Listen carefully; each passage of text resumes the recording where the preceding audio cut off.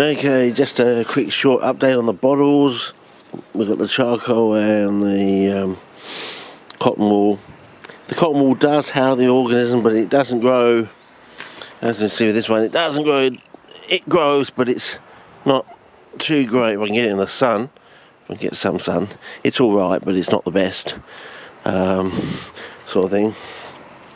Now, if you just have charcoal and polystyrene that's been primed, it goes green towards the top sort of thing there, as you can see. If, however, you put charcoal at the top and candle down the bottom, it does go this sort of orangey colour towards red sort of thing. A bit like this one over here that was just polystyrene and candle. Started out, it wasn't really red, it was more orange than that. But when we put a candle and egg together, we got this lovely effect sort of thing. And that one does go down the bottom, but and we found with the Bach chip over there,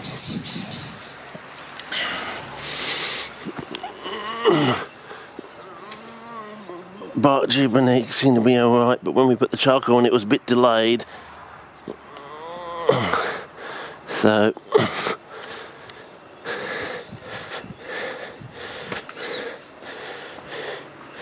my suggestion at the moment is to probably put your Bach chips on. That's the other thing.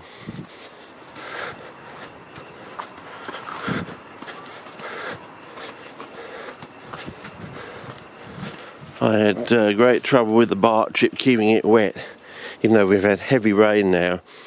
And I had Venus flytrap dehydrating, and I've lost the cape on there. So basically, Bach chip down the bottom of a pot for two basic reasons: grows the organism better and keeps the Bach chip wet, sort of thing. So that's a point we've learned. This sand is crap. I mean, it was almost drying out. It's rubbish sand basically. It's definitely not the play pit sand. They owe me 8 bags of sand basically, I reckon. I'm going to keep talking about this until 8 bags of sand magically turn up on my driveway. They know where I am. They can look it up. But until they dump, well, maybe they want to dump a pallet load of proper play pit sand, and then I'll rave on about them. But, you know, their generosity and benevolence and sort of thing during the Make the Planet Great Again couple of years, it's probably going to come fairly shortly, I reckon. People are getting sick and tired of all this sort of, you know, where are the standards, you know, and where was all this go back to the moon, onto the Mars, which we were talking about in the 70s. I think we're sick and tired now. It's put people up against the wall and just shoot them basically. I think basically, you know, you can't talk your way out of this one, sunshine. We've had enough.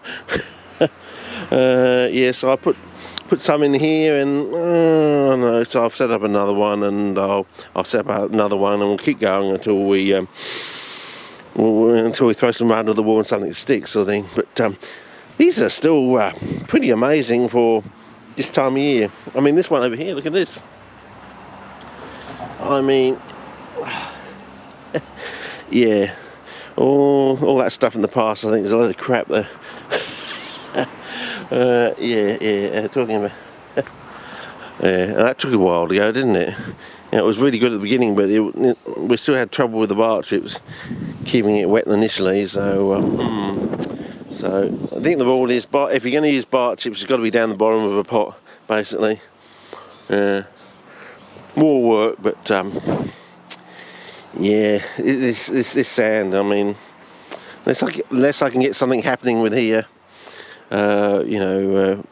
formula-wise, to make the grittier sand less gritty, in quotes, if that's at all possible. I know. But these are still holding themselves. I mean, it's amazing. You know, the leaves. It's almost like getting to a stage like it's almost like a cephalotus. You know, like a cephalotus. It keeps its pitches for a year and a half, basically. So you get your season, and you can get another year on the top of the season. That's basically what I'm trying to say. So you get the season crop of pitches, and they can last for about a year. So basically your pitches last for about a year and a half. I don't know if you can do longer. Whether we'll get to longer, I don't know. But that's a pretty long time, I would have thought. It's a bit like these, you know. full of water at the moment. Touch wood, they're not, well, starting to sort of make a die back on the top there. But have you seen this new growth in here? If I can get the sunlight on it, it's not dormant, it's actually growing. It's a bit like, as I said, it's a bit like this tree. We're going to watch this tree over the next 2 months. This bark is going to go, it's starting to crack up there. It's going to go that nice shiny sort of wood, and I'll keep filming every month. And it'll go to the really nice, shiny, alluring sort of look you get on some of these trees. And it'll tell you that it's not actually in a dormant state, it's actually actively growing, which I think is what we're missing. Everyone talks about dormancy, but I don't think they really are actually dormant. It's just a different stage of life. And I think maybe this is actually the most important part of their life cycle. This is where they get all the oomph for the next season, basically. I think that's why the rhizome is fattening up now when you think it is dormant, sort of thing. So you're not paying care and attention this time of the year, because you think they're doing nothing. And I think that's incorrect, that idea that they're dormant doing nothing. I think we've got to consider them more like a classical plum tree or something in that sort of grouping. Anyway, so we'll see how we go, but really up against it. I mean, who would have thought you would...